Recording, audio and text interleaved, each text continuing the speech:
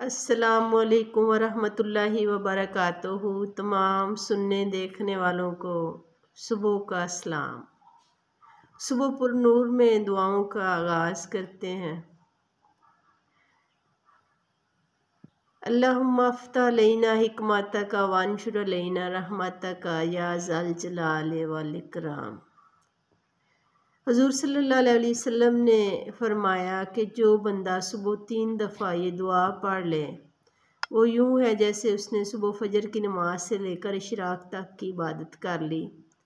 دعا یہ ہے: سبحان اللہ و بحمدہ عدد خلقہ و رضا نفسہ و زینت عرشہ و مداد کلماتہ۔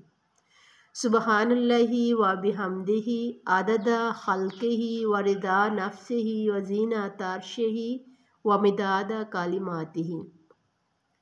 سبحان اللہ و بحمدہ عدد خلقہ و رضا نفسہ و زینت عرشہ و مداد کلماتہ۔ اللہ تعالیٰ آپ کا اور میرا ہم سب کا یہ دن بہت اچھا گزارے۔ جس کے پاس جو کمی بیشی ہے یا محرومی ہے اسے دور فرمائے، ہم سب کو اپنی خصوصی عنایت اور رحمت میں رکھے، اور اللہ تعالیٰ فلسطین اور پاکستان کے حالات بہت اچھے کرے گے۔